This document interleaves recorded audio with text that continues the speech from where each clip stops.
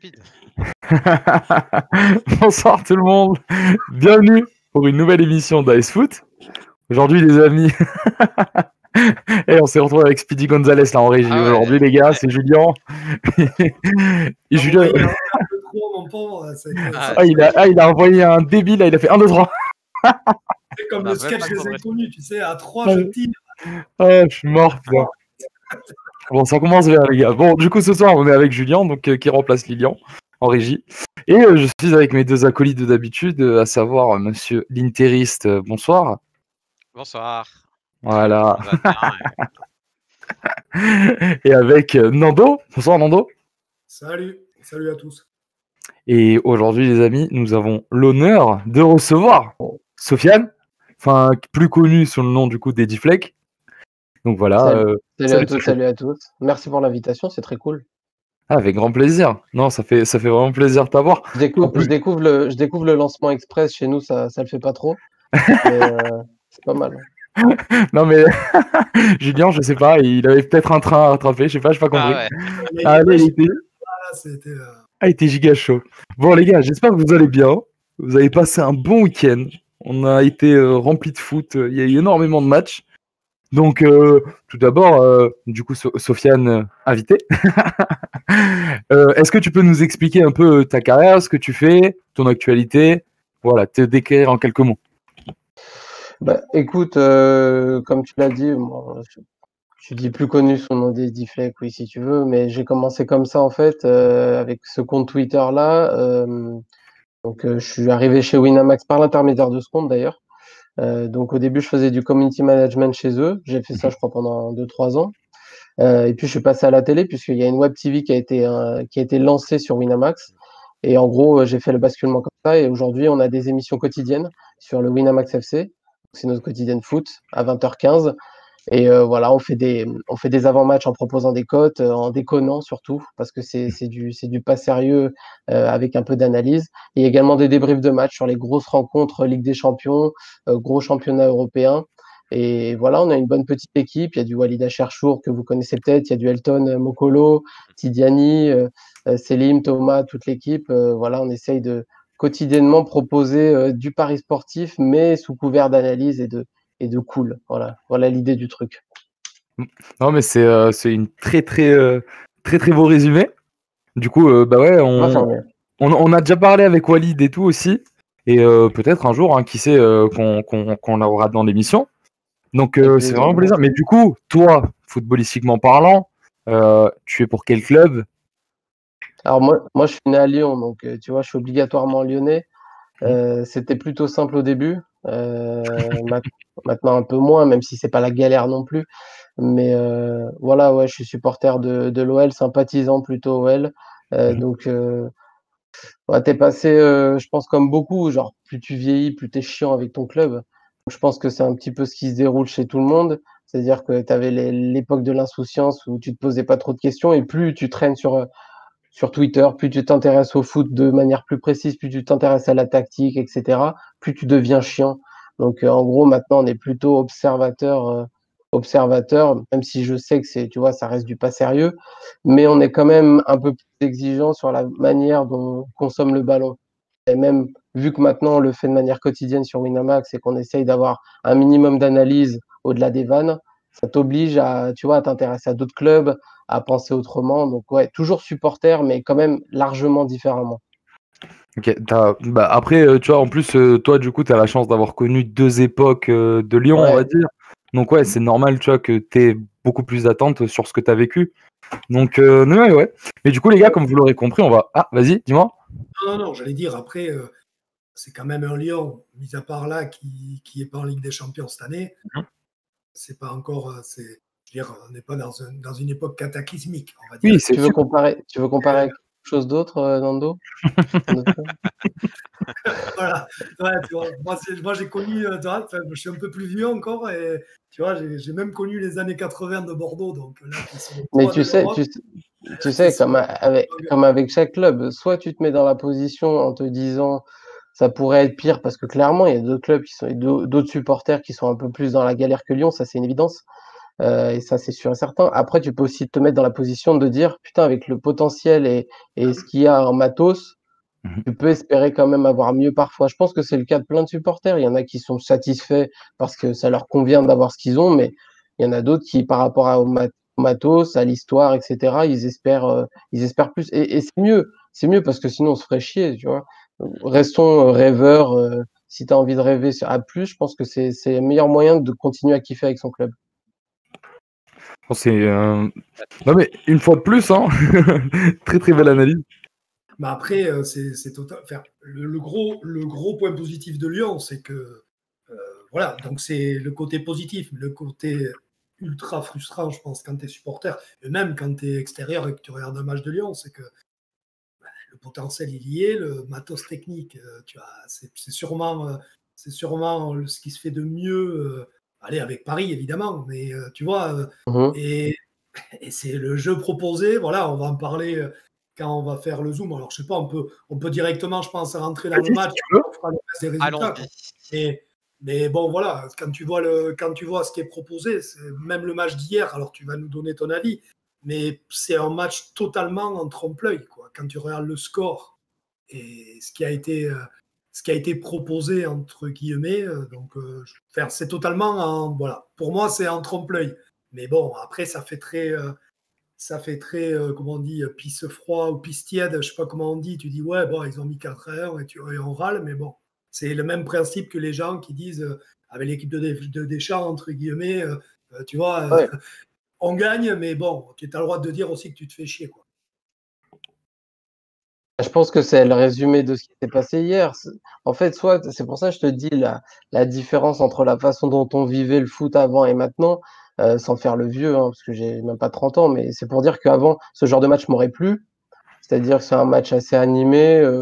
Sincèrement, si tu es neutre, je suis sûr que hier, si tu es neutre, même s'il y a des imperfections techniques, tu dis vas-y, ça part d'un camp à l'autre, c'est plutôt marrant.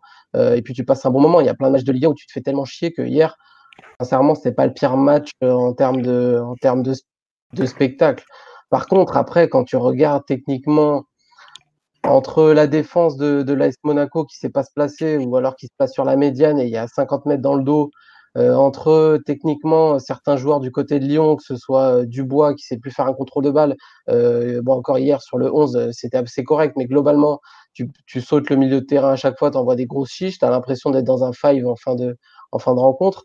C'est vrai que tu te dis putain mais on est vraiment en Ligue 1 là techniquement, donc t'as deux choix, soit tu le prends de manière un peu plus lointaine et tu dis bah, hier c'était pas dégueu, 5 buts sur un match de Ligue 1 c'est rare, même si cette saison c'est un peu mieux. Tu dis qu'il y a des joueurs, Depay par exemple fait un match je trouve extraordinaire, au moins une première mi-temps très très bonne. Il y a d'autres joueurs, Aouar c'est sympa, mais après techniquement tu te demandes mais Monaco ils sont venus faire quoi avec cette ligne de défense qui est toujours aussi haute et ils changent jamais pendant toute la rencontre. Et Rudy Garcia, son plan de jeu qui est de ne pas avoir de match de Ligue des Champions, donc tu as une semaine en gros pour préparer tes équipes, c'est se contenter d'envoyer des chiffres devant et ça se passera, ce contexte de match se passera qu'une seule, voire 2 fois dans l'année.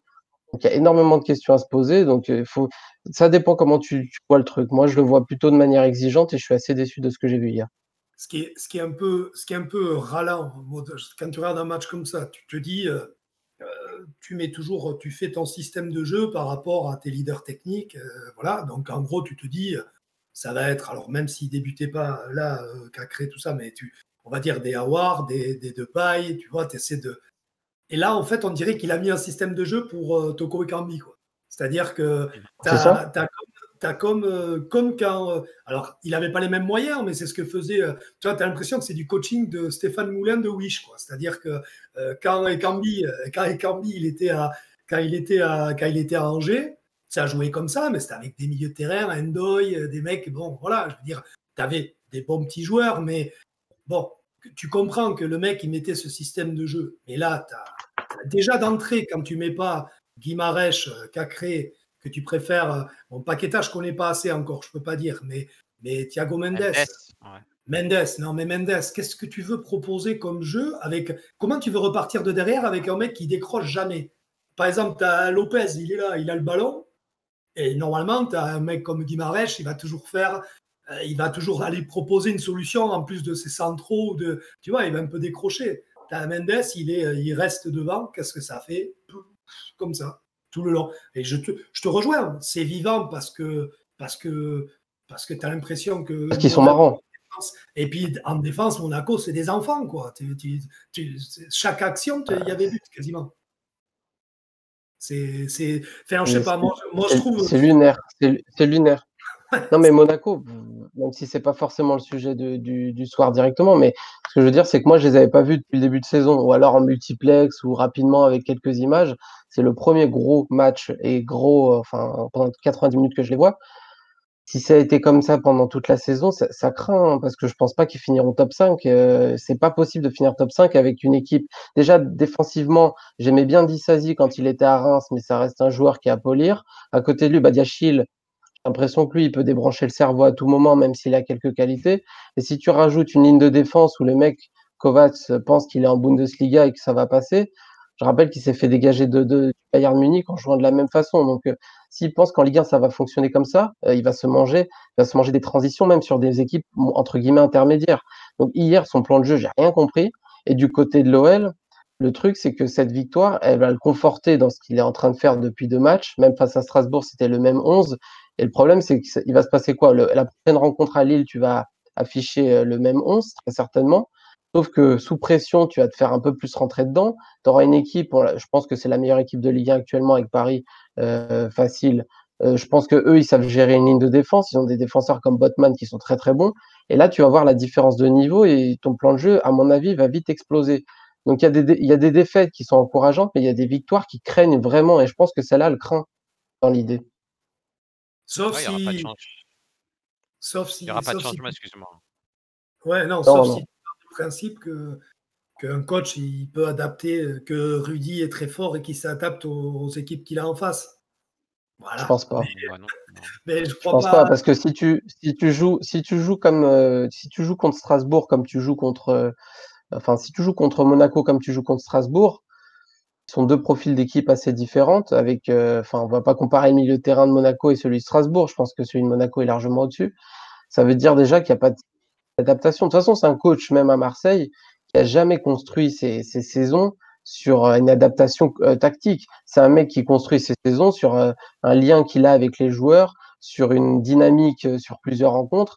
Et pour lui, quand il y a un 11 qui marche, il les sort jusqu'à la dernière goutte. Et c'est pour ça qu'à Marseille, ça s'est mal fini, qu'ils en pouvaient plus de lui. C'est qu'il n'a pas d'idées, de grosses idées tactiques. C'est pas une pipe, mais ce que je veux dire, c'est que tactiquement, ça va pas très très loin. Et quand, dans les moments difficiles et ton 11 ne répond plus, les ficelles, tu les trouves jamais. Donc, pour l'instant, ça marche sur 3 rencontres, mais sincèrement, je pense que ça va pas durer. Mais juste, j'ai une question. Excuse-moi, Nando. J'ai une question. Est-ce que tu crois que Olas, il va virer Rudy Garcia un jour? Parce que j'ai l'impression qu'il va rester à vie. Non, le projet. Non, mais il y a toujours une incertitude. Mais en gros, là, le projet, je sais pas si tu as vu, mais le staff de Rudy Garcia et même les nouveaux, il y a quelques mecs qui sont venus là, lors du dernier mercato pour renforcer le staff. Et même ces mecs-là sont sur un contrat d'1 an. C'est-à-dire que toutes les fins de contrat du staff de Rudy Garcia sont en 2021 et Rudy Garcia également. Donc, on comprend à peu près le projet de Juninho, c'est de dégager tout ça en 2021. Le truc avec Ola, c'est que lui, il s'en fout lui, il pense pas vraiment sportif. Son idée, c'est que le staff, il l'aurait pas dégagé avant la fin parce que ça coûtait de l'argent. Donc là, il va attendre que ça se termine pour tout le monde. Même l'entraîneur des gardiens a été changé cet été, il a signé qu'1 an, tu vois, jusqu'en 2021. Donc l'idée, à mon avis, c'est d'attendre 2021 et de faire un coup de balai. Voilà, donc je pense qu'il partira au plus tard en fin de saison. Mais du coup, toi, tu verrais qui succéder à Rudy Garcia à l'OL? Oh là là là là là là. C'est très dur. Hein. Ricky. Tu aimerais qui? Moi, on va dire dans le rationnel. Dans le rationnel, pour moi, alors j'ai eu beaucoup de. En fait, le truc, c'est que ça dépend si tu vas dans le rêve ou si tu vas dans l'adaptation par rapport à Lyon. Moi, j'ai toujours kiffé Lucien Favre. Je sais qu'il est en fin de contrat du côté de Dortmund. Je pense que Olas le voulait à un moment donné. Je crois qu'à la fin de la période Genesio, à un moment, on pouvait le prendre, ou en tout cas, il y avait une ouverture et on l'a pas fait. Je pense que lui, il irait bien parce que il y a il y a un lien déjà avec la Ligue 1, puisqu'il a déjà été en Ligue 1, il parle français, donc ça rassure Aulas. Et je pense que tactiquement, c'est un mec assez solide. Ce qu'il avait fait à Nice, d'ailleurs, avait été très impressionnant. Il avait fini devant Lyon la première saison. Le bémol avec lui, c'est qu'au bout de 2-3 ans, ça commence à se déliter. C'était le cas à Gladbach, c'est le cas un petit peu aussi à Dortmund, même si ça se passe un petit peu mieux depuis l'arrivée d'Haaland, parce qu'ils n'avaient pas de neuf. Mais si tu me demandes là, un mec comme ça, je pense que lui aurait le profil. Après, je sais que dans la commune lyonnaise, on adore l'Argentine, on adore se faire kiffer sur des mecs comme Sampaoli et Gallardo. J'irai pas sur ce terrain-là parce que je les connais pas assez. Mais je sais que ça tourne énormément du côté des Lyonnais. Ils aiment bien ce truc argentin, ce truc très tacticien Amérique du Sud. Mais pour l'instant, si je reste dans le sérieux, Lucien Favre, ça me paraît plutôt cohérent. En plus, son contrat se finit en juin lui aussi. Ouais. Dans le Ah, merci à Papy Gomis pour les 20 bits. Merci beaucoup, frérot. Tu vas voir. T'as vu l'animation? Eh oui, animation en direct. Incroyable. Incroyable. C'est plus coordonné que Lyon. Hein. Oh là là là. Ah, mais du coup, on a pas mal de réactions et on nous dit Favre, ce serait beau. Et même Gallardo, pourquoi pas. Donc, avant que t'en parles. Hervé Renard qui se fait chier en Arabie Saoudite, je le vois bien tenter l'OL. Mais laissez-nous tranquille un petit peu, s'il vous plaît. Pas de nouvelles galères. Mais déjà, ça suffit. Là. Et il y a Papy qui nous demande Dortmund ne mange pas Favre. C'est pas dans. Pardon ? Il y a Papy Gomis qui nous demande Dortmund, il prolonge pas. Lucien Favre, c'est pas dans les. Je sais pas, jusqu'à dernièrement. Déjà, il a failli se faire sauter l'année dernière, hein, quand même. Ça se passait plutôt moyennement. Mais même avec le vestiaire. C'est pas fou. Comme quoi ça se passait moyen, mais il a au niveau du relationnel, ce mec au bout de 2-3 ans, c'est mal fini à Gladbach, avec Dortmund, l'année dernière c'était compliqué, même à Nice hein, d'ailleurs. Donc il y a un négatif avec lui, c'est ce côté-là. Après, ce qu'il t'apporte sur 2 ans pour avoir une base tactique, pour mettre en avant les jeunes, je pense que lui, il a vraiment le profil très intéressant pour faire une transition vers de très bons coachs étrangers. Ok. Mais moi, j'ai. Ouais, excuse-moi. Juste pour. Ouais, on n'entend plus Leandro. Allô? Ah oui, là. Ouais, j'avais coupé parce qu'il y avait du bruit dehors, c'est pour ça. Et du coup, j'avais zappé de le remettre. Non, mais du coup, ouais. Moi, ce que j'ai trouvé. Bon, je vais revenir un peu au match, du coup. Parce que du coup, hier, j'ai regardé tout le match. Et ce que j'ai trouvé fascinant, c'est le peu de réalisme qu'il y a à l'AS Monaco. Parce que sur la première mi-temps, c'est un truc de fou furieux. Comment ils dominent tout le match. Je crois qu'au niveau des stats, c'était à plus. Honnêtement, offensivement, ils ont combiné, ça joue pas mal. Oui, c'est ça le problème. C'est une bonne équipe. C'est que ça et par contre, Lopez, il fait quand même un gros match. On en parle peut-être pas assez, mais je trouve que sur les actions, il est très très serein. Juste, Monaco, au niveau des stats, c'est 18 tirs, c'est 16 stacks, c'est 12 corners, c'est 12 duels gagnés. Pendant très longtemps, c'est 70% de possession, je crois. C'est ça. Oui. Au global, c'est 65. En match, loin d'être dégueulasse, c'est ça le problème. Mais ça me fait penser, tu vois, à Brest, et à chaque fois j'en parle, parce que c'est une équipe que je trouve qui propose un jeu super bien, et au final, ils font 0 points. À chaque fois, ils se font torpiller.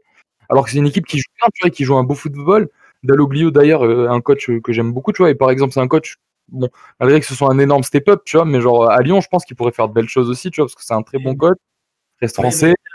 Tu peux les mettre avec les Furlan et tout ça, c'est des mecs, moi, Furlan, j'adore.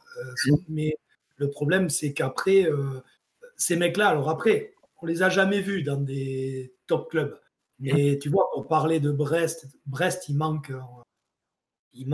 pour être plus haut, il manque un match player. Il n'y a pas de match player. Si on te demande c'est qui le match player de Brest, c'est un peu Charbonnier de temps en temps, c'est un peu. Là, c'était Diallo avant qu'il parte à Southampton, ça leur a fait beaucoup de mal d'ailleurs. Leur milieu de terrain. Ouais. Mais voilà, c'est comme là, tu vois, tu as quelques. Il t'en faut un au moins. Il t'en faut un pour être. Tu sais, quand tu regardes le classement de la Ligue 1, entre la Ligue des Champions et le ventre mou, tu as 3 points. Et, tu vois, la différence, et en dessous, tu n'as pas une énorme différence. Et il te manque ça. Ouais. C'est pour ça que tu peux pas trop comparer Brest et Monaco, même si j'entends l'idée, c'est que Brest, globalement, c'est une équipe qui a beaucoup de, comment dire, moyenne. C'est pas méchant, mais je veux dire, ce sont des joueurs qui sont à Brest, donc il y a des bons petits joueurs. Fèvre, c'est intéressant, mais je veux dire, il y a des limites à chaque poste, c'est une évidence. En revanche, du côté de Monaco, il y a combien de joueurs aussi forts que Ben Yedder en Ligue 1?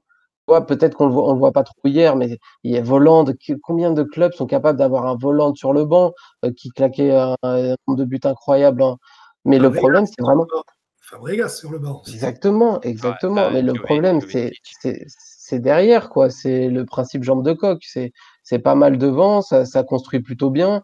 Mais derrière, ça fait combien de mercato que les mecs n'arrivent pas à aligner une défense cohérente? Moi, j'aime bien Badiachil dans l'idée. Je vois, il y a quelque chose d'intéressant. Il y a une présence sur coup de pied arrêté. Il est plutôt bon physiquement, etc. Mais les mecs, ils débranchent le cerveau à chaque rencontre. C'est pour ça qu'hier, je dis qu'en première mi-temps, ils sont bons. Ils font une bonne première mi-temps, meilleur que Lyon dans la compétition, mais les 4 buts qu'ils prennent, ils sont totalement mérités. Tu peux pas défendre comme ça. Je disais, c'est pas le centre aéré. Les mecs, ils sont à la ligne médiane, ils laissent 50 mètres dans leur dos. Et attends, le 4e but avec Toko, il y a 2 joueurs qui se rendent dedans. Tu vois, je veux bien entendre que Lyon n'a pas été bon sur la première période, mais les 4 buts, désolé, mais mérités. Hein.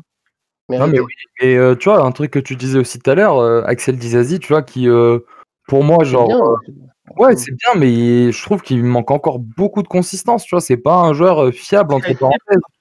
En tout début de championnat, jusqu'à qui. Qu'est-ce qu'il a été blessé ou il a eu une suspension? Il a loupé 2-3 matchs. Là. C'est une bonne question, je sais pas. Je sais pas. Franchement, je sais plus si c'est un carton rouge qu'il a pris. Il a loupé 2-3 matchs. Et là, c'était, on va dire, même un match si de reprise. Ouais, il était si tu rajoutes là, on a parlé de la charnière centrale, mais rajoute leurs latéraux. Sidibé, c'est plus un joueur de foot depuis 5 ans.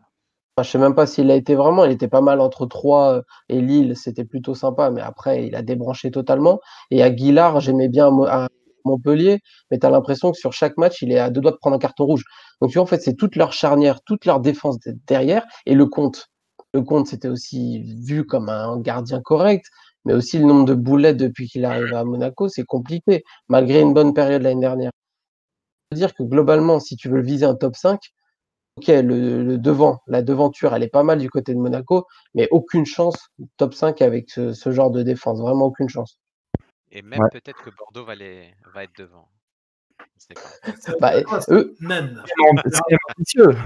Et tu sais que. Tu parles de quoi? Du Bordeaux qui a tapé Nîmes, parce qu'il faut savoir, il faut que tu saches, Sofiane, ici, bon, Leandro est supporter de Nîmes, les modos sont nîmois, tu vois, le Real, il est nîmois. Donc, bien camping. Ah non, mais en étant à chier, on a réussi à vous taper. C'est pour vous dire comment vous avez été nuls.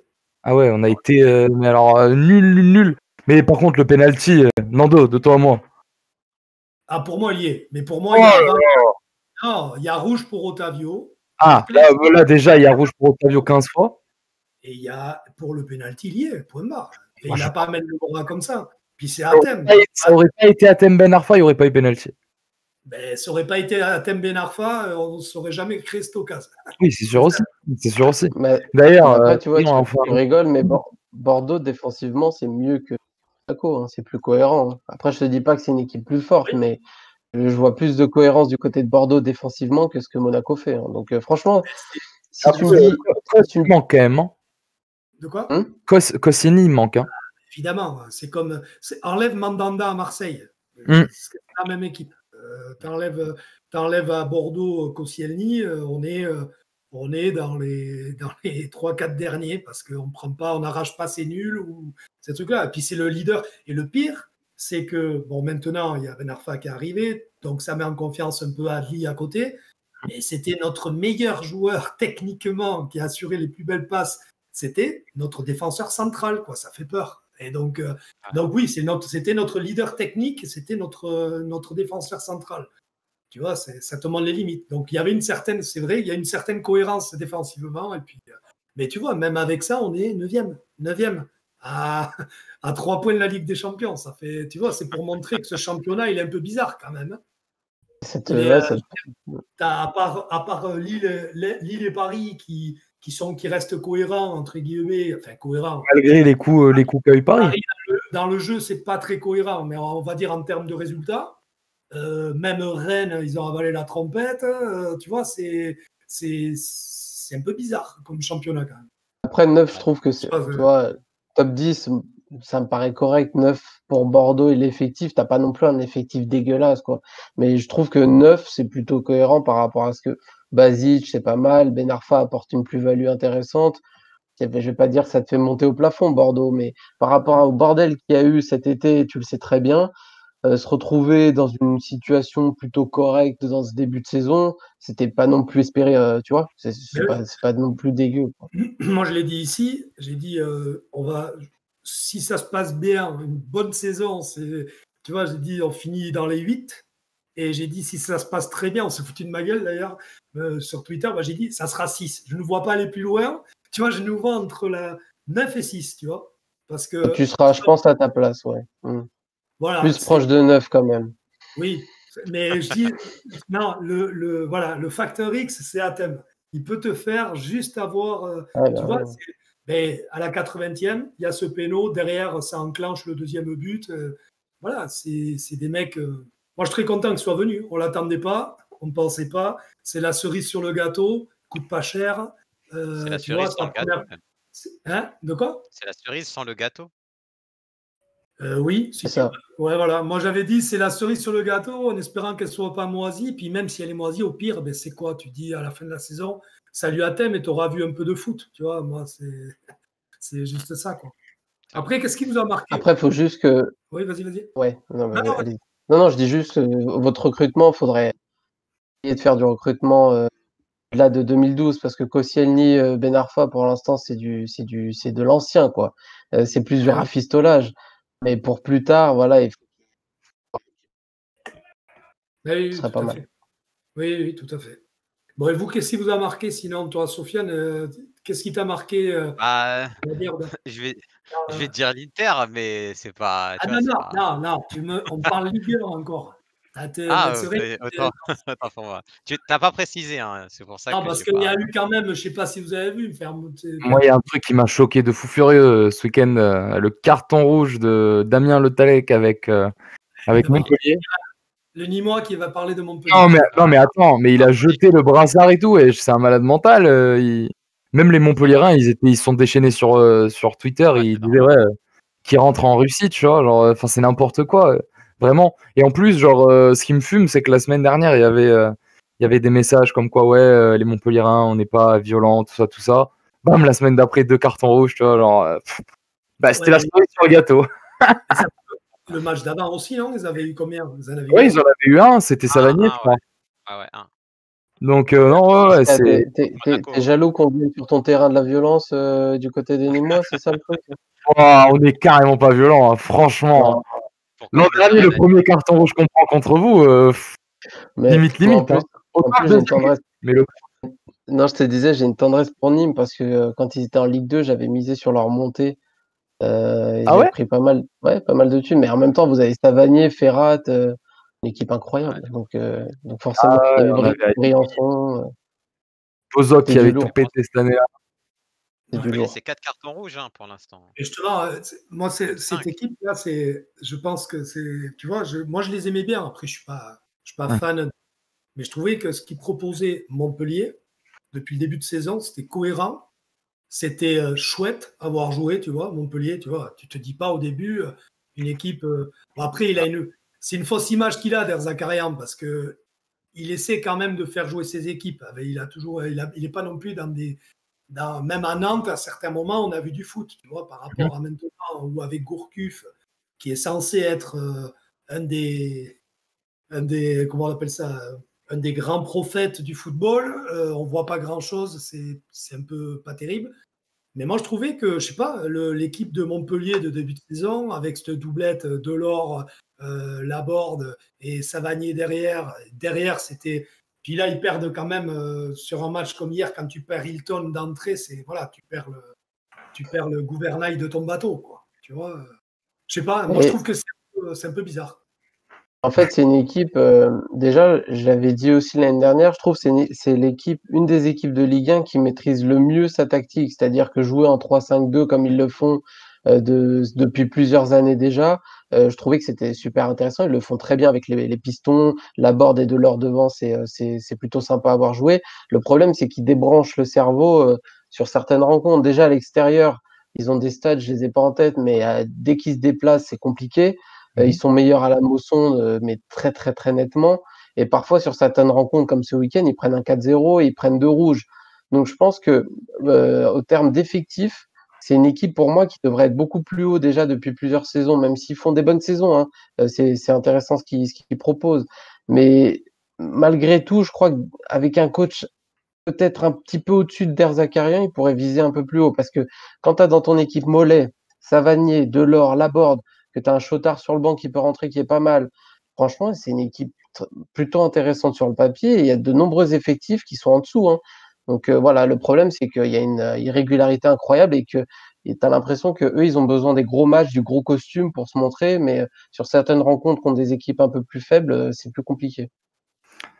Non, mais d'ailleurs, il y a un Manu Longeon qui est avec nous sur live et qui dit je viens, sympa, je vous écoute et vous parlez mal de Montpellier, méchant.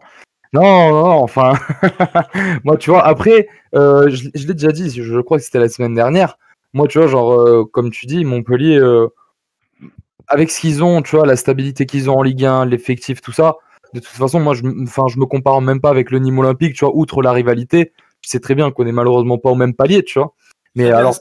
Pété l'un que l'autre. J'ai pas entendu. Vous avez un stade aussi pété l'un que l'autre.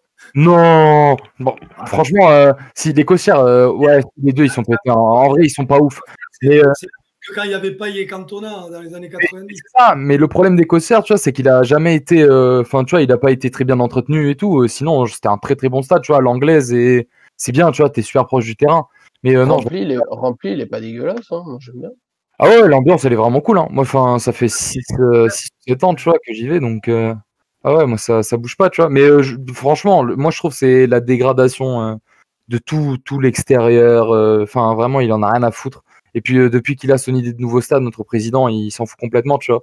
Donc bon, on verra. Le prochain stade, en tout cas, il s'annonce cool. S'il se fait, il a l'air cool.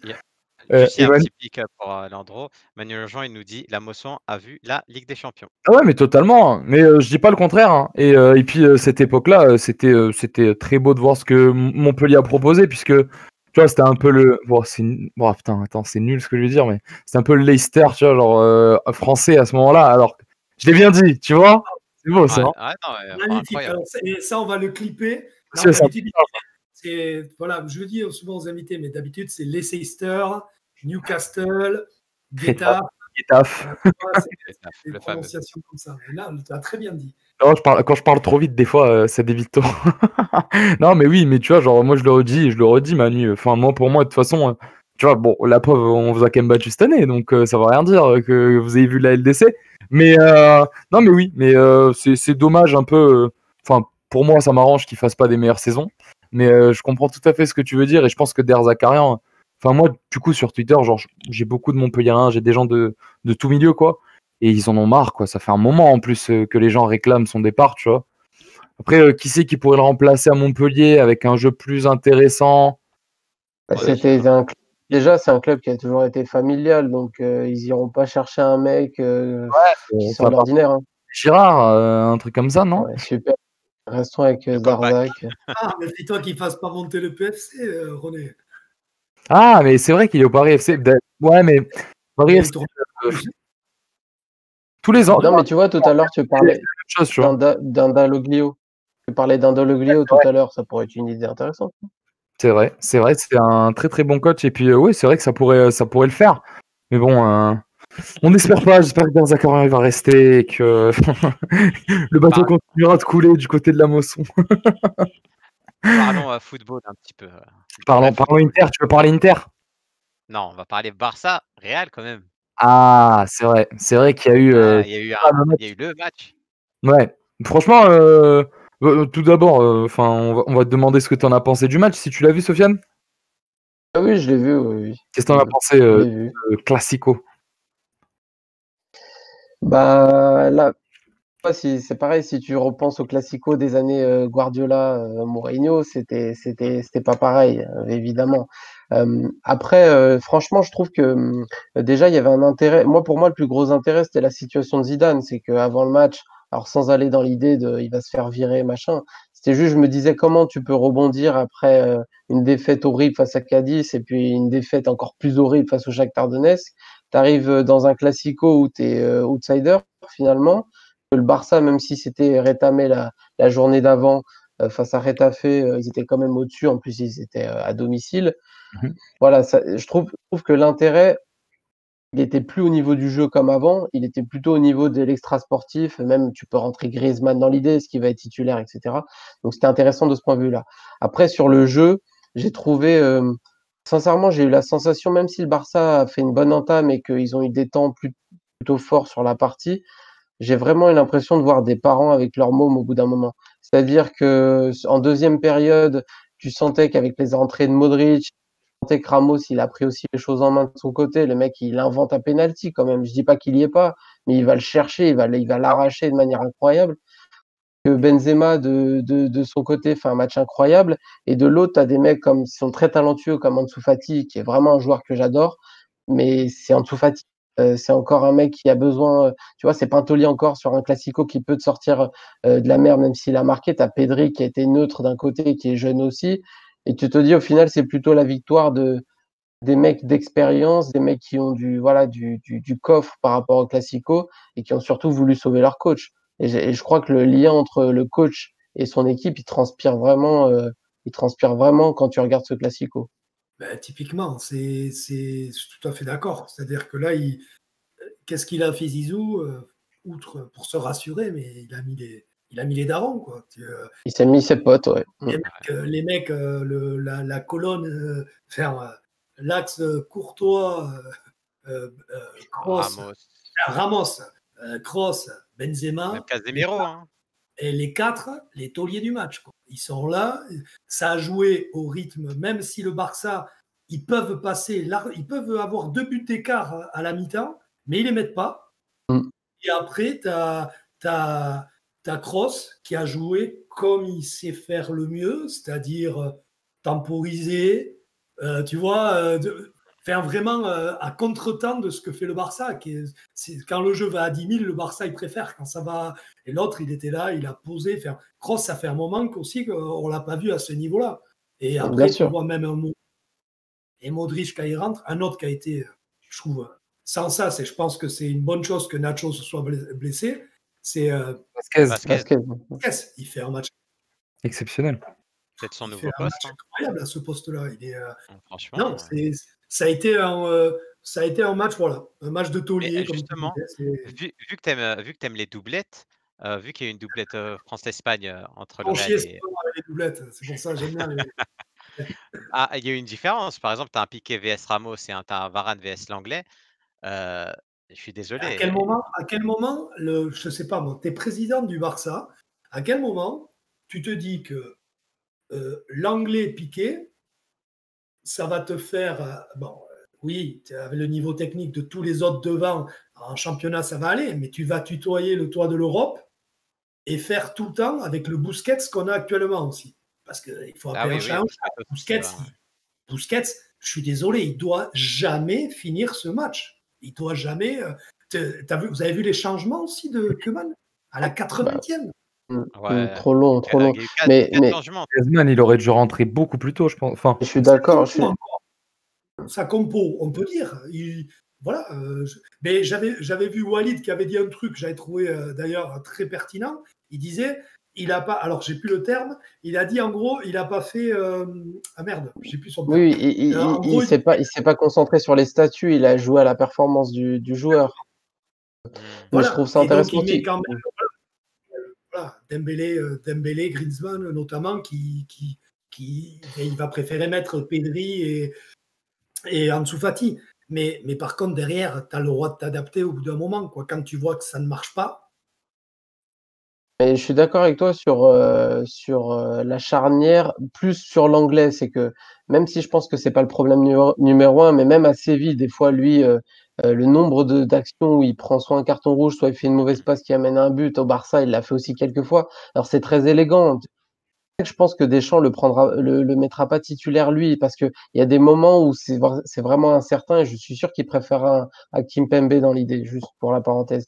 Mais je pense que le gros problème de cette équipe dans ce Classico, c'est Busquets, t'as raison, mais c'est De Jong à côté de lui, parce que De Jong, il est pas bon aussi. Hein. Pourtant, il est dans sa position préférentielle parce qu'à l'Ajax, il jouait comme ça en 4-2-3-1, mais les deux au milieu de terrain, c'est simple. De toute façon, Karim Benzema, il a vu, il s'est mis derrière eux, il s'est mis juste devant la défense, il s'est mis dans le trou, et il les a rendus fous pendant 90 minutes. Donc, c'est vraiment, il y a ce problème du double pivot, ça va pas du tout. Il y a aussi le problème de Messi, c'est-à-dire que Messi, il est pas mauvais, il est humain sur ce match, alors qu'il nous a habitués à être extraterrestres. Donc, il y a aussi ce problème. En fait, ça découle de tous les soucis qu'il y a eu dans la direction du Barça, toutes les merdes qu'il y a eu cet été, et finalement, ça rejaillit sur le terrain, c'est totalement logique. Et de l'autre côté, tu as une équipe, franchement, l'année dernière, j'aime bien le Real Madrid en gros. Et l'année dernière, ils gagnent le titre parce que le Barça est horrible. Eux, ils font pas une grande saison au final. Il faut un bon post-confinement, mais c'est pas ce qu'ils proposent tactiquement, c'est pas énorme. Sauf que tu as un lien tellement fort. Ce qui est fort du côté de Zidane, c'est qu'il a fait comprendre à ses joueurs que si lui il coulait, eux ils coulaient. Parce que c'est très simple, si lui il dégage, il y a plein de joueurs dans cette équipe qui arriveront plus jamais à se relever. Casemiro, il est horrible sur le Classico et pourtant il joue toujours. Il y a plein de joueurs qui dépendent énormément de Zizou. Et c'est ce lien fort qu'il a réussi à faire avec eux. Parce qu'en gros, tu gagnes 3 Ligues des Champions avec lui, tu gagnes le titre la saison passée. Je pense qu'il a créé un truc aussi, c'est que il leur offre la possibilité de gagner des titres. Et je pense que dans leur gestion humaine de tous les jours, il doit pas être relou. Je pense qu'il doit être à la cool. Donc ils se disent les joueurs, si le mec se fait dégager, déjà on n'est même pas sûr d'avoir un coach qui est capable de nous ramener autant de titres que lui. Et en plus, si ça se trouve, on va tomber sur un gros lourd qui va nous faire chier à l'entraînement, pour nous forcer à travailler un peu plus, etc. Donc voilà, il a réussi à créer un lien qui est incroyable. C'est-à-dire quand il est dans la merde, il le sauve. Et le truc qui est frappant, c'est l'exemple type, c'est Ramos. T'as l'impression qu'il peut Bien crever. sûr. C'est dingue. Incroyable. Ouais, puis, c'est pas gagné parce que c'était quoi la saison dernière où il y a 2 ans, il fait, je me rappelle plus, il y a une saison où il est un peu en demi-teinte. La saison dernière, il est très bon. Il est très bon la saison dernière. Je crois il est un peu en demi-teinte et quand même, tu vois, il y a ce truc-là et tu le sens bien. Et puis là, c'est Ramos, comme tu disais, qui va chercher ce truc-là. On dirait qu'il fait ça presque, il fait ça pour le Real Madrid, mais il fait ça pour Zizou. C'est dingue, c'est dingue ce truc. Il a joué avec lui en plus. Mais il l'invente le penalty. Il l'invente. Oui, il a joué ensemble. C'est ça qui est ouf. Non, mais ce lien unique. C'est pour ça que nous, sur Winamax, c'est vrai, quand on fait les émissions et qu'il y a le Real Madrid dans l'eau, on est toujours frustré parce qu'on se dit, putain, tu peux quand même faire mieux au niveau du jeu, quoi. C'est chiant, c'est lent. Tu l'as dit très bien dans le dos tout à l'heure, c'est qu'il anesthésie les rencontres. Mais en fait, nous, quand on est spectateur, ça nous fait chier. En revanche, quand t'es l'adversaire, ça les tue. Parce que le rythme lent que le Real Madrid impose, et puis d'un coup, bam, ça explose avec Vinicius sur les côtés, Rodrigo, bah ça lui convient très bien. Et donc, dans le Classico, au lieu de partir dans un match ping-pong où il aurait été mort, il les a anesthésiés avec un contrôle du ballon lent, avec cross. Donc voilà, il faut aussi que nous, en tant que spectateurs, même si moi j'espère mieux quand je vois le Real, tu veux dire quoi? Le mec, il se sauve à chaque fois qu'il est dans la merde. L'année dernière, c'était pareil, il va à Galatasaray, il a 2 doigts de se faire lourder, il gagne 1-0 à Galatasaray. Enfin, je peux rien dire. Il faut faire attention avec Ramos puisque son contrat se finit en 2021, donc je ne sais pas où ça en est avec la prolongation de contrat. Je crois qu'il demande, d'après ce que j'ai compris, il demande 2 ans, mais Florentino Pérez a l'habitude à surtout passer les 30 ans comme faisait Wenger à Arsenal à l'époque, de ne proposer qu'1 an. Bon, après, c'est quand même rigolo. Et puis apparemment, tu as déjà ça c'est une rumeur, tu aurais la Juve qui serait là en scred, tu sais, comme d'hab, pour prendre les mecs. Ah, mais ça va se régler. Ça va se régler avec une prolongation d'1 an plus une en option. Qu'est-ce que tu veux qu'il parte du Real Madrid? C'est pas possible. C'est pas possible. Non, mais d'ailleurs, on a BMS Arayen qui nous dit: vous pensez que le Barça doit changer son staff et sa présidence? Et j'en profite pour remercier Toms921 qui nous a suivis, putain. Et je suis désolé les gars, on voit pas souvent les gens qui nous suivent, mais du coup, on vous remercie tous ceux qui nous ont suivis durant le live. N'hésitez pas à venir discuter avec nous sur le chat. Et du coup, les gars, vous pensez que le Barça, ils doivent changer son staff et leur présidence ou pas? Il ne devait pas y avoir une annonce aujourd'hui ou j'ai rêvé? Comment? Mais je crois que la là, je sais pas à bout, quoi. non? Ils ont une assemblée, enfin, il y a un truc là, il y a une motion de censure qui est en cours. Apparemment, il disait qu'aujourd'hui, il pouvait démissionner Bartomeu, mais je pense que dans les prochaines semaines, là, ça va se régler.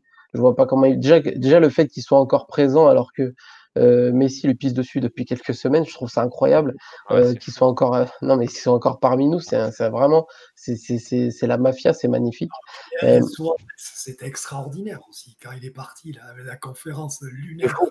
Non, mais sincèrement, depuis, j'ai jamais vu ça, alors que j'ai vu beaucoup de choses, on a vu beaucoup de choses dans le foot, mais que le plus grand joueur de tous les temps et le plus grand joueur de ton club, au moins, je pense qu'on s'accordera à dire sur ça, dit que tu es un tocard, que le président est un tocard, et que le mec reste, il est encore présent et il continue de faire la saison. C'est pour ça que je dis que tout à l'heure que la crise qui a institutionnelle au Barça elle est tellement profonde que forcément ça rejaillit sur le terrain. Mais si c'est devenu un humain alors qu'il est l'année dernière il sortait incroyable.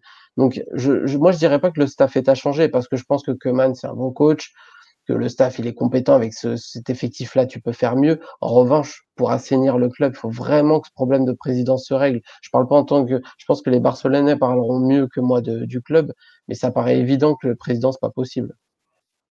Après, quelque part, ça rassure quand tu. Enfin, ça rassure.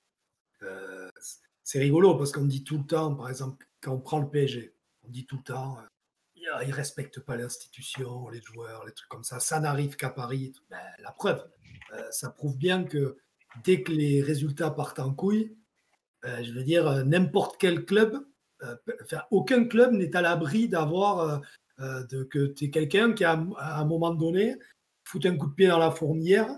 Et surtout bon, voilà, quand c'est, là en plus c'est Messi, on parle de top, enfin, voilà, du meilleur joueur ou dans les 2, 3 meilleurs joueurs du monde. Mais je veux dire, comme quoi personne n'est à l'abri.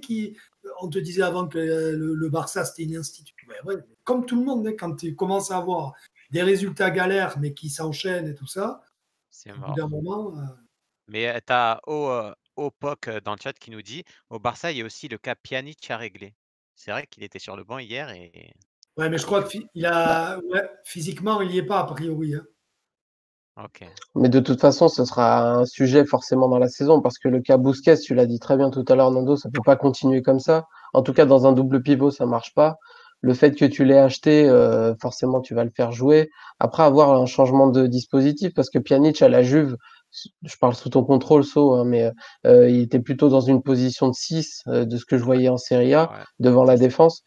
Donc, il va falloir un changement de voilà, mais ça aussi, ça fait partie des choses incroyables, c'est que Pjanic, est-ce que tu en avais vraiment besoin dans la façon dont tu voulais jouer? Tu joues en 4-2-3-1 et tu achètes Pjanic. Donc, mais dans tous les cas, il va être intégré parce que c'est pas possible de continuer à faire la saison dans cette configuration. Et je balance un truc comme ça, mais ça serait pas possible, vous pensez? J'ai pas d'idée arrêtée là-dessus, mais que bon, Busquets, c'est un mec de club, je l'imagine pas bouger, mais est-ce que vous imaginez pas un jour qu'il puisse reculer? C'est-à-dire En comme défense Blanc qui avait commencé numéro 6, qui a fini défenseur central, tu vois, à la place est-ce de que vous ne qui? le voyez pas descendre en défense centrale pour un club comme le Barça? Enfin, je ne veux pas dire que, tu vois, tu as Piqué qui y est. Piqué, c'est pas moi je trouve défensivement le meilleur défenseur du monde.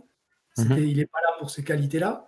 Mais pourquoi est-ce que vous verriez pas un Busquets se redescendre? Moi, ça me Ouais, paraît dur, hein. J'avais jamais pensé à cette idée-là, mais vu comme il a du mal à couvrir dans son dos derrière le ouais, milieu de terrain, je me dis que dans une défense centrale, surtout si le Barça joue haut, ça me paraît compliqué. Et en plus, même si j'entends l'idée et qu'elle peut être intéressante, c'est que tu peux pas te permettre de bricoler au Barça. C'est-à-dire que si le mec il est milieu de terrain, bon, même si franchement je peux entendre, mais je pense pas qu'il t'apporte une plus-value incroyable par rapport à ce que nous fait l'anglais dans la défense centrale. Donc je pense que non, je pense qu'il faut qu'il y ait une rotation beaucoup plus claire et que, vu que ses performances ne sont pas bonnes et son classico n'est pas bon, qu'il petit à petit, qu'il soit moins visible sur le terrain, enfin qu'il soit moins dans le 11. en plus, je sais pas si Et De vous Jong vous souvenez, aussi, voilà. hein. De Jong aussi, c'est un problème, hein, parce qu'on parle de Busquets, Je mais De crois que Jong, j'ai c'est un hésité souci. parce que tu as dit De Jong et véridique, je troll pas, je me suis rappelé qu'il a joué, c'est-à-dire je l'ai Ouais, il totalement est pas bon. Il est pas zappé du bon. match. Il est pas bon, franchement, il est pas bon. Il est pas bon. Griezmann, forcément, bon, il fait une entrée, mais tu peux rien lui reprocher sur l'entrée. Il est invisible. Mais globalement, ça aussi, c'est un cas à régler. Vous avez vu la stat? Un ballon en 14 minutes. Ah, mais un ballon touché. Quand tu rentres pour faire la diff, ils n'ont pas de neuf. Ils ont pas de neuf. Les mecs, ils jouent sans... Alors, à une époque, ok, mais là, ils jouent sans neuf. Et en plus, le neuf, ils le vendent à une équipe. Je dis pas que ils peuvent leur passer devant, mais en tout cas, il y a toujours un doute. C'est quand même l'Atlético Madrid. Et tu vends ton neuf, tu le donnes même ton neuf, parce je crois, c'est 5 millions d'euros.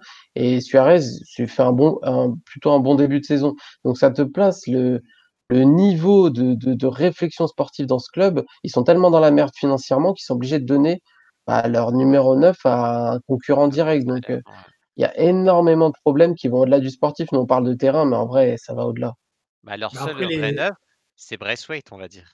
C'est horrible, c'est horrible. Non, mais c'est une blague. Le pire, c'est que c'est celui qui fait la meilleure rentrée des offensifs. Forcément, c'est le seul qui bouge. Il court.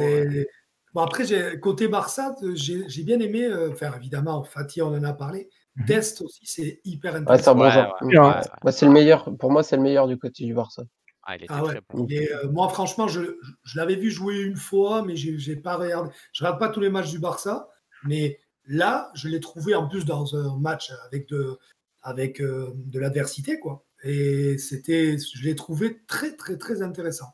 Mais en plus, il n'était pas titulaire lors de l'épopée de l'Ajax, non? Où ils sont allés jusqu'en demi-finale. Je crois qu'il n'y était pas. Enfin, il a que 19 ans. Hein. Ok, non, c'est une bonne recrue pour une fois qu'on peut dire ça. Surtout quand tu sors d'année avec Semedo. Et en plus, Semedo, je l'ai vu sur le Wolverhampton contre Leeds, il est toujours aussi nul. Donc je pense que c'était pas un souci du Barça pour le coup. Donc ouais, t'as l'air de faire. Alors faut faire attention parce que souvent, tu sais, les bons premiers matchs des joueurs, ça demande confirmation parce qu'il y a le fait de commencer dans une équipe, t'es content, etc.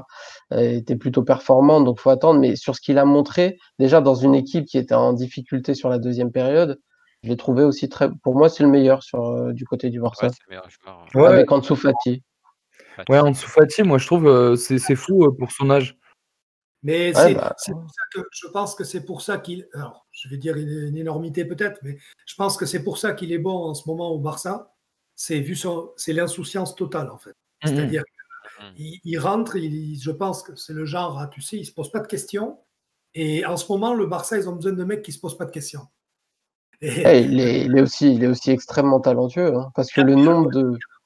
Bien sûr, tu as raison sur l'insouciance. Et d'ailleurs, c'est un débat que j'arrête pas de répéter quand on parle de l'Olympique Lyonnais, qu'on me dit l'inexpérience. Je suis d'accord, si tu alignes 11 jeunes sur un terrain, comme Saint-Etienne le fait, au bout d'un moment, ça va payer contre toi parce qu'il y a l'inexpérience qui va rentrer en jeu. En revanche, si tu mets par bribes, par petite dose, des jeunes joueurs talentueux, ils t'apportent un truc différent. Ils t'apportent, voilà, tu l'as dit, l'insouciance, le talent, etc. Et c'est pas un gros mot d'avoir des gamins dans ton équipe. Et Ansu Fati, attends, il y avait une stat qui tournait, je crois, 10 buts sur ses 14 premiers tirs cadrés. Le mec, à chaque fois, il plante. Et le but qu'il met contre le Real Madrid, là, il a l'air simple, mais en vérité, reprendre un centre comme ça, ouvrir le pied côté opposé, ça me paraît être un geste très compliqué. Donc, il le fait, il est incroyable sur l'action et ça a l'air d'être un futur très, très bon. Ouais, et puis moi, il y a une action qui me vient en tête et putain, et pourtant, moi, je suis ni pour le Barça, j'ai plus d'affinité vers le Real, mais je suis pas non plus un supporter fou furieux. Mais le centre qu'il met et que Coutinho il met la tête à côté là, le centre il est magnifique. Il lui dépose, ouais. Incroyable. Et Coutinho vraiment, il a l'occasion seul et il rate totalement devant le but. Donc il y a une efficacité. On oublie aussi que Ter Stegen n'est pas là, qui est c'est sûr. vraiment important avec le Barça. D'ailleurs, il ne sera pas là contre la Juve pour le prochain match de la Ligue des Champions. Donc, si on peut et ça t'arrange pas. Hein. Et ça t'arrange pas. Hein. Pas du tout. Mais Ronaldo ne sera pas là, donc. Ah, ça, c'est pas mal. C'est pas mal. Toujours pas là? Non, il est encore positif, Ronaldo. Donc, ça sera trop tard pour jouer le Barça mercredi, je crois, non? Ou mardi? Ouais, donc, et là, niveau club français, si on passe en mode Ligue des Champions. Bon, l'OM contre City déjà demain. Le gros match. On va jouer à un jeu que tu t'y connais, on va faire des pronos. Attention sur Wina. Hein. Sur Winamax, toujours les amis. Bien sûr. Bientôt le code AS Football sur Winamax, vous inquiétez pas. Avec, faut qu'on discute, on discutera après. Ah, ben voilà. À Marseille City, le truc c'est que là aussi il y a deux visions. Soit tu le vois en mode ils sont inférieurs, donc ça va finir en piquette, pardon. Soit il y a un truc, moi, Manchester City, qui m'inquiète énormément à chaque fois que je les vois. Je les ai vus ce week-end contre West Ham. C'est-à-dire que dès qu'ils ont un bloc bas face à eux, ils rentrent dans un système de match où ça part de droite à gauche, mais jamais ils sont là à conclure devant la cage. Ils sont en grande difficulté sur ça dernièrement. Donc je me dis, si Marseille les rentre dans un style de match comme ils savent très bien faire, c'est-à-dire un style de match où on s'endort, franchement, il y a peut-être une chance qu'ils arrivent à décrocher quelque chose. Mais après, en termes de qualité, évidemment que tu peux aussi penser que ça se goupille très mal dès le début du match et que ça explose. Et que ce serait mérité par rapport à tout ce que Villas-Boas fait depuis quelques semaines. Mais je crois, franchement, là, on est à la veille du match, donc je verrai plutôt demain à chaud. Mais je crois qu'ils sont capables de les emmerder dans le sens où de les empêcher, pardon, à mettre un but rapide. Je vois bien un match soporifique et peut-être un match nul, tu vois. Après, là, c'est une belle cote quand même. Là, je pense que ça doit être. Je crois. 4,80, non ça doit être un truc comme ça, là.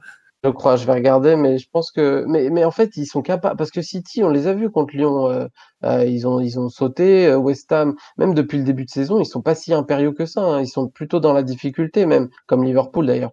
Donc je me dis que face à une équipe emmerdante et qui bloque les espaces comme Marseille sait le faire, je vois pas pourquoi. Enfin, si, je vois pourquoi ils pourraient se faire taper, mais je vois aussi également une ouverture sur le match nul. Non, mais tu vois, il faut en plus noter, les gars, c'est super important. Il n'y a que 3 joueurs offensifs, entre parenthèses, qui ont été pris par Pep Guardiola, puisque Gabriel Jesus et Sergio Agüero ne font pas le déplacement. Important. Et du coup, ils se retrouvent juste avec Ferran Torres, Mahrez et Sterling. Donc, il nous dit une couille dans le match. Foden, il est où, là? Si, Foden, c'est plus quand même sur un côté de milieu de terrain, quoi. Ouais, il va le mettre sur le côté. Ouais. Il va jouer. Il est là. Ouais, il est là. Il va jouer avec un 6, avec un Sterling en 9, je pense. Ouais. Et juste le match nul, le match nul est coté à 6 Winamax. Et si tu veux Foden, il a 2,80 buteurs. Il a marqué d'ailleurs. Ouais, mais c'est lui qui bloque le match avec pareil, avec l'insouciance de la jeunesse. À peine il rentre. Ah ouais, mais il a mis une frappasse en plus. Il est très très fort. De Bruyne, il va marquer. C'est un but de 9 en fait. Ouais, sacré but qu'il a mis ce week-end. Parce que vous voyez Marseille se faire tamponner demain, vraiment fort. J'hésite. Hein, moi, comme toi, il n'y a pas les attaquants.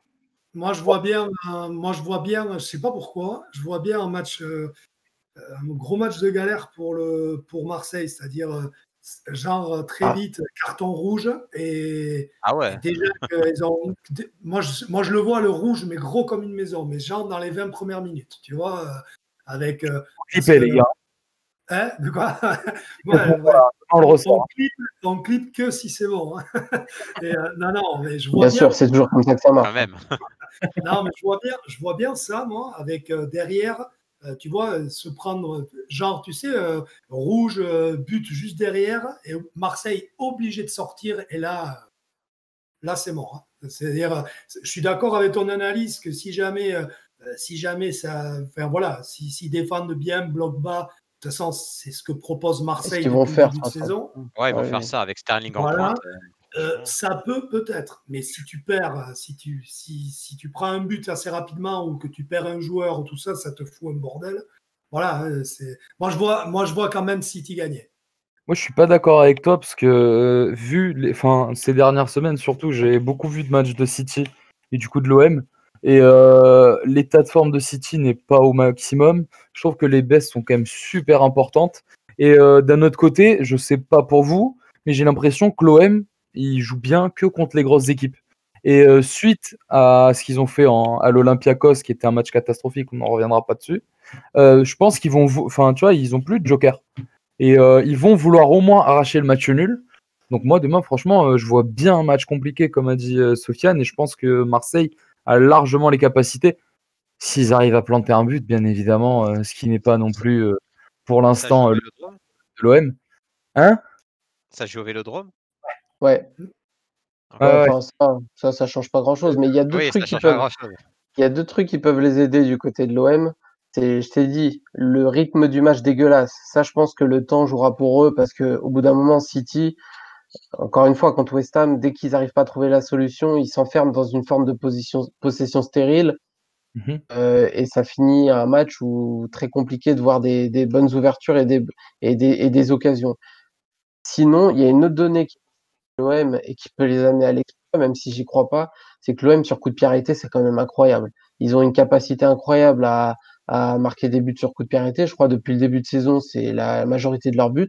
D'ailleurs, ce week-end aussi, ils marquent sur coup de pied arrêté. Et City a des difficultés à ce niveau-là. Donc, sincèrement, je n'irai pas vers la victoire de l'OM, mais je me dis, il y a beaucoup de choses dans le style de l'OM qui peuvent emmerder City. Si c'était par exemple Monaco contre Manchester City, je te dis demain Manchester City tous les jours. En revanche, Marseille et son profil, j'ai un doute vraiment. Ok, mais on verra bien ce que ça donne. Je vais passer. Dis-moi. Du coup, tu n'as rien dit, toi. Tu t'es pas mouillé. Tu es en Suisse. J'ai dit match nul. T'as dit match nul? Ah, j'ai pas entendu. Je pars sur match nul aussi, ouais. Poisson, t'as dit quoi? 2-1 pour. T'as dit quoi, toi? Ouais, 2-1 pour City. Avec Marseille qui marque en premier. Ok. Moi, je voulais venir du coup sur l'autre match de Ligue des Champions qui aura lieu du coup mercredi, et qui sera d'un. Enfin, on va pas dire d'un autre calibre, mais. Oui, il y a Rennes. Ouais. Ah oui, il y a le PSG à Basaksehir, pardon. Il y a Paris dans l'enfer turc. Ouais, c'est ça, il y a Paris dans l'enfer turc. Avec le qu'il y a eu. Mais moi, je pensais à Rennes, moi. Je pensais à Rennes, au match de Rennes. J'avais totalement zappé le match du PSG. On commence par le PSG. Qu'est-ce que vous pensez qui va se passer à Basaksehir? Je le dis très bien. Vas-y, Sofiane. Non, ils vont gagner, c'est tout, j'avais que ça à dire. Non, je parlais à l'autre. Tu sais quoi, j'allais dire victoire aussi, donc ça me paraît évident sur le coup. Ouais, je pense qu'il y aura victoire, pas trop. Moi, je me dis que les Turcs, ils vont bien casser les couilles aux Parisiens pendant la nuit et qui risquent d'arriver super fatigués au match. Et Basaksehir, ils ont claqué 5 ce week-end, non? C'est la technique des Nîmois, ça. C'est bon. Non. Montpellier, ils étaient venus faire ça et on les avait battus. Donc, mais tu vois ce que je veux dire? Non, mais de toute façon, après, oui, Paris est toujours au-dessus. On verra. Ils vont gagner avec Danilo en latéral gauche. Ça se trouve, voilà. Tourelle, il va vouloir essayer Keylor Navas en pointe ou un truc comme ça. On verra. Hein. Ça se trouve, les gars, on sait jamais. Hein. Il va jouer en 6. Ouais. Autre match, du coup, FC Séville contre Rennes. Quel est votre avis sur ce match? Et on commence du coup par Sofiane, l'invité. C'est dur parce que Séville, c'est dur déjà. Cette saison, ils marquent très peu. Toujours le souci de neuf là, parce qu'ils hésitent entre En-Nesyri et Luc de Jong. Au final, t'en as aucun qui se détache. Je crois qu'ils ont perdu ce week-end. Ouais, ils ont perdu contre Eibar. 1-0. Depuis que Jules Koundé il a le Covid, il a chopé le Covid, ils ont. Non, mais c'est vrai en plus. Non, mais c'est vrai. Bien sûr. Leur stabilité défensive. Bien sûr, parce que lui, il fait pas que défendre. Lui, il te bloque l'espace dans le dos. Ça veut dire que tu peux jouer plutôt haut. Il a une très très bonne relance au pied et il est incroyable sur coup de pied arrêté aussi parce qu'il est tout le temps là à retomber des ballons. Donc là, tu perds un défenseur. Je sais pas s'il est de retour mercredi, mais ça comptera énormément. Je me dis quand même, il y a une opportunité pour Rennes parce que Séville a du mal à marquer. Même s'il y a le truc, c'est soit tu vois l'idée dans laquelle Séville, c'est une équipe foncièrement européenne, c'est-à-dire qu'on la sous-estime toujours, mais elle est toujours au niveau sur le terme européen. Mais c'est vrai qu'en termes d'attaque, ils sont stériles en ce moment. Donc je me dis, il y a peut-être une ouverture pour Rennes qui a certes perdu contre Angers, mais c'est parce que l'enchaînement Ligue des Champions, Ligue 1, ils ont encore du mal un petit peu, mais je les ai pas trouvés non plus dégueulasses contre Angers. Franchement, un nul là aussi, je partirais sur un match nul. Que j'espère. Ok. Et moi, j'espère le nul, mais je vois Séville. Et pour moi, la grosse différence du Séville de l'année dernière, c'est là où ils ont du mal justement pour cette transition offensive, c'est Banega, quoi. Banega qui est pas là. Ouais. C'est un mec dans le système de jeu qu'ils avaient, il était tellement crucial. Et tu n'en as plus des joueurs comme ça. Qui c'est que tu vas aller chercher qui joue encore comme Banega? Et c'est vrai que c'est compliqué. Là, ils avaient Banega et donc Jules qui n'était pas là, donc c'était compliqué. Mais bon, je vois quand même, sur l'expérience, je vois Séville. Sofiane? Moi, je vois Rennes. Je vois la surprise de la Ligue des Champions, ça sera Rennes. En tout cas, de cette journée. Voilà. Je vois un 2-1 aussi. Moi, je pense que Séville, ils aiment beaucoup les coupes européennes, mais surtout la Ligue Europa. Et mine de rien, ils vont quand même essayer de faire des points au moins à la maison pour finir 3e. Donc, ouais, une petite victoire de Séville avec un Rennes qui a enchaîné 2 matchs un peu compliqués. Donc, bon, comme on dit, jamais 203. Et malheureusement, je pense que pour Rennes, ouais, en plus, sans supporters et sans une réelle ambiance, ça peut être compliqué à Séville. Nando, il a dit Banega, il a raison, mais tu peux rajouter Reguilón aussi, qui est parti à Tottenham. Et l'année dernière, c'est un de leurs meilleurs latérales, enfin, l'un de leurs meilleurs joueurs, en fait, avec Ocampos, sur le côté gauche. Ouais, et puis en plus, ils sont allés chercher Acuna au Sporting. Je peux vous assurer, c'est pas une fleur, malgré que ce soit un guerrier, mais c'est un joueur qui fait trop vite les. Mais voilà, pour moi, Banega, c'était vraiment le régulateur. Quoi. C'est vraiment le lien attaque-défense. Quoi. Mais c'est vrai que Reguilón, c'est vrai que c'était très très fort. Et après, et un petit mot quand même sur Barça-Juventus, quand même, il faut en parler. Alors, on n'aura pas le choc des titans, puisque Cristiano, il est normal. Enfin, normalement, hein, on sait, de toute façon, on ne le fera jamais jusqu'à 3 heures avant le match. Non, sinon, il va faire comme ça, il va faire comme pour la France, quand il a choisi de jouer. Normalement, il ne devait pas être là. Hein. Hakimi, il n'a pas été là. Non. Mais bon, ouais, mais attends, c'est comme la France, tu ne vas pas me dire. Comme par hasard, il joue le match contre l'équipe de France et le soir, il a le Covid. Et le lendemain, il a le Covid. Oui, mais là, le problème, c'est qu'il a le Covid. Là, on sait qu'il l'a, en fait. Ouais, mais pourquoi Mais je sais, le Barça, ils espéraient, non le Barça. La Juve, ils espéraient jusqu'au dernier moment, là, ils disaient encore il y a. Parce que le dernier article que j'ai vu, moi, il date de samedi ou comme ça. Et depuis, j'en ai. Je ne sais pas, qu'est-ce que vous avez eu des news et c'est sûr qu'il n'est pas là, Cristiano? Moi, je suis pas certain qu'il ne soit pas là. D'après les dernières news, il ne doit pas être là. Moi, en tout cas, sur mon site aujourd'hui, on n'a rien relayé de la sorte. Mais qu'est-ce que vous en pensez là, de ce match? Ça va être un beau match, mais c'est dommage. Hein. Les deux équipes sont un peu dans une mauvaise phase. Je le rappelle que la Juve, ils ont quand même perdu 2 points ce week-end à la maison face à l'Hellas Verona et que c'était plus que poussif pour aller chercher le nul. Du coup, bon, je sais pas. Je pense que ça peut. Enfin, tu vois, au risque de me répéter, je pense que ça va encore être un match pourri où on va se retrouver avec un petit nul. Il exagère. Il y a Charles BNS qui nous dit dans le chat la Juve, tu leur enlèves Ronaldo, c'est Sochaux. Bon. Non, mais ça va être compliqué des deux côtés, je pense. Et je pense que la défaite pendant le Classico du Barça, ça n'a pas aidé. Enfin, tu vois, genre mentalement, ça va pas les aider. Alors attends, si je dis pas, c'est à Barcelone, non, le match? Je crois que c'est à la Juve. C'est Juve Barça. Ouais, c'est à la Juve. Ok. Donc pour vous, ça va donner quoi?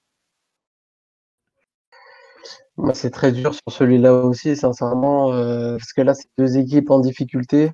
Mais je trouve Juve beaucoup plus inquiétant de ce que j'ai vu depuis le début de saison par rapport au Barça. J'irais plutôt vers la Juve pour le coup. Sofiane? Barça. S'il aurait dit la Juve, il pouvait pas. Il n'a pas le droit. Moi, je vois bien le Barça aussi. Ouais, à voir. Barça avec. Parce que la Juve sans Ronaldo, c'est. Enfin, je dis pas Morata, Dybala, ok, mais quand même offensivement, le Barça, pour moi, c'est au-dessus de la Juve. Après, je pense que ça sera le Barça. Bon, les amis, on arrive en fin de live. Ça fait plus d'1 heure qu'on est ensemble. Et je vais te poser 2 petites questions, tu vois. Dont la première, je sais pas si vous lui avez dit les questions ou pas du tout en avant live. Pas du tout. Vraiment pas. Bon, je vais te demander. Je vais te demander, est-ce que tu aurais une anecdote à nous raconter qui te serait arrivée dans le milieu du foot? Tu vois, genre, ça peut être quelque chose qui te soit arrivé, par exemple, au stade ou, je sais pas moi, pendant un événement, des choses comme ça. Est-ce que tu as un moment qui te vient à l'esprit et qui t'a marqué dans le foot? Un moment qui m'a marqué dans le foot. Vas-y, pose la deuxième, comme ça je réfléchis en même temps. Quand tu n'as pas réfléchi. Ouais, c'est J'ai pas dur, là. entendu. Je t'ai dit, tu peux me Elle est poser. sympa cette question quand tu n'as pas réfléchi avant. Ouais, t'es fou. Ouais. Ouais, parce que je pouvais faire réfléchir. Et la deuxième, c'est la question qu'on pose tout le temps à la fin, et qui est si tu devais nous conseiller 3 personnes à inviter à Ace Foot, qui c'est que tu nous conseillerais? Faut savoir que tu peux nous proposer des gens de tout milieu, hein, vraiment, mais il faut juste qu'ils aiment le foot et que ce soit bon délire. Je te dirais Walid à Cherchour. On peut passer un bon moment. Je te dirais. Qui c'est que je peux te dire? Tiens, je te dirais Thomas Bonavent pour Marseille. Et le mec dernier. C'est sur Wina, en parlant du débrief de l'OL, il a quand même écrit OM. Ah, mais lui, il va falloir qu'on en parle demain d'ailleurs. Et le dernier, je te dirais Zagnani si vous l'avez pas eu. Ah, on l'a pas eu encore, Zach. On a déjà eu pas mal de discussions avec, mais malheureusement, il était en vacances, etc. Mais ok, Je te dirais nickel. Ok, Et bah super. sur le moment foot, franchement, Non, c'est mais très, c'est une très, très connerie, cool. même un truc que tu as Ouais, vécu, un truc un peu, bêtise, je sais pas, tranquille. soit quand Sur tu étais Wina ou. au taf ou un mec que tu as reçu. Voilà, après. Franchement, c'est très difficile. J'ai pas, non, mais alors, je vais faire juste un petit coucou, du coup, à un mec, je sais pas, tu sais, on rencontre énormément de gens dans le milieu, journalistes, etc. Et t'as toujours une idée préconçue sur les mecs. Et c'est vrai qu'il y a beaucoup de mecs moyens, faut le dire quand même dans le milieu. Mais il y a un mec qui est exceptionnel et qui a bossé avec nous, qui s'appelle Darren Tulette. Et, euh, et voilà, juste pour vous prévenir, d'ailleurs, si vous voulez l'inviter, je pense que ça peut être une très bonne émission. Ça fait partie Voilà, des mecs. Ça fait partie des mecs qui, voilà, qui ont bossé avec nous pendant 2, 3 ans et qui ont toujours été de bons conseils, qui se prennent pas au sérieux et qui, voilà, qui aident les journalistes apprentis, etc., qui ont besoin d'apprendre. Et s'il y a un petit mot à dire, c'est sur Darren Tulette. Voilà. Je réfléchirais si j'avais une autre idée qui me vient en tête, je vous l'enverrai. Allez, Bah, pas pour de la souci. prochaine fois, hein. Y a pas de Les problème. amis, il est 22h13, l'heure de nous quitter. Donc, tu vois, l'habitude, ce qu'on fait, Sofiane, c'est que je dis au revoir, Nando dit au revoir, Sofiane dit au revoir, et après, on te laisse le mot de la fin. Tu dis au revoir et tu dis ce que tu veux sur ton actualité ou sur un truc dans le foot, ce que tu veux. Ok? Pas de Du problème. coup, bah, les gars, moi, je vais vous remercier une fois de plus. Super, super live. Merci beaucoup à Sofiane d'être venu. C'était vraiment super cool. Bah, du coup, je vous dis à demain, Merci. puisqu'on va se retrouver pour des débriefs, comme d'habitude, débriefs Ligue des Champions. Donc, 23h. Et Nando, je vois que tu fais des têtes bizarres. Qu'est-ce qui se passe? Là, ça m'a fait rire comment tu as démarré. On aurait dit le FC Transition de départ. T'es parti sur tes questions comme ça m'a juste fait rigoler. Ah ouais, tu sais, Nikos, il est contagieux, quoi. Vraiment, Julien, il y a 2 trains, là. Non, et puis en plus, je vais manger une raclette, donc j'ai giga faim. Non, mais c'était vraiment cool. C'était vraiment une super émission. Et puis, bah, de toute façon, avec grand plaisir, quand tu veux. Et puis, bah, voilà, hein, je te souhaite que du bon avec Winamax. La dernière fois, là, Merci. votre vidéo, elle m'avait fumé de rire, où vous étiez là en plateau et personne parlait, tu vois. Je trouvais ça très, très, Ouais, très drôle. il y en a eu pour Bordeaux, il y en a eu. Enfin, c'était aussi pour le recrutement de Bordeaux. C'était Ah, ça. c'était trop drôle. Ah, c'était vraiment trop drôle. Le problème, c'est qu'on les a chauffés, qu'ils ont recruté Ben Arfa le lendemain. Ouais. C'est Ils ont ça. voulu casser le même, quoi. Et même moi, j'étais parti dans le délire et le lendemain, bon, d'un côté, écoute. Bon, c'est pas Pas plus mal. mal, hein. Et voilà, donc les gars, on se retrouve dès demain et puis on se voit Arrête sur de le... parler. C'est à Sofiane de parler, là. Non, c'est à toi là.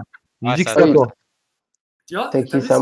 t'as vu, je on t'avais gardait ça. annoncé que c'était, tu vois, organisé à la sauce Twitch, un peu comme Moi, Ah ça me oui. va c'était très un peu bien. tactique à la Rudy Garcia, tu vois. Et, non, mais voilà. Bon, écoute, Mais au Sofiane, moins, merci beaucoup. C'était cool. Puis merde pour tes futurs projets. Et puis voilà, continue à nous faire marrer sur Wina, à faire de l'analyse, parce que vous en faites aussi quand même, hein. Et puis de toute façon, pour être, c'est ce qu'on dit souvent, pour être même drôle, en général, il faut avoir du fond. Donc sinon, c'est moins drôle, tu vois. Donc écoute, à très vite. Puis voilà, je passe la main à l'interiste. Alors, puis merci le chat. Merci tout le monde, pardon. La Roma a égalisé, déjà ça me fait plaisir. Je viens de le marquer. Et ensuite, merci Sofiane d'être venue. Hein. C'est la deuxième fois qu'on se voit, d'ailleurs. Donc, les gens du chat, merci à vous. N'hésitez pas à aller sur Winamax. Il y a beaucoup d'émissions, franchement, elles sont super, rien à dire. Et donc, merci à toi. Et à la prochaine émission, tu nous raconteras ton anecdote et ça sera cool, comme d'habitude. Bah, merci à vous déjà.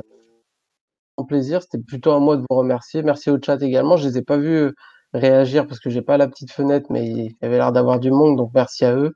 Et puis vous êtes les bienvenus sur Winamax. D'ailleurs, c'est de tous les jours, je rappelle quand même, je fais ma petite promo à 20h15 quotidienne. Demain, on a OM Olympiakos, oh non, OM City, pardon. Et du coup, il y aura Mohamed Eni pour commenter. Donc c'est ce sera la dernière émission, je pense, de l'histoire de Winamax qui va se dérouler demain. Et voilà, donc nous on est ouvert. Sur Samsung demain ou J'espère. Donc nous on est ouvert, je le dis à chaque fois, mais on est ouvert à ce que des mecs comme vous viennent chez nous, des mecs de Twitter, on essaie de les mettre au maximum en avant. Il n'y a pas de stars chez nous, on est plutôt à la cool. Donc s'il y a des mecs dans le chat qui se sentent bien à parler foot, comme So, je l'ai invité déjà sur l'émission, c'est un grand plaisir, les portes sont ouvertes chez nous et c'est un grand plaisir de parler foot également sur Winamax. Voilà. On essaiera de s'organiser ça le jour où on se rencontrera tous sur Paris. Bien sûr, bien sûr. Bah, avec grand plaisir. Bon les gars, je vous souhaite une très bonne fin de soirée à tous. Merci beaucoup de nous avoir suivis. Et rendez-vous demain dès 23h. Ciao tout le monde. Salut.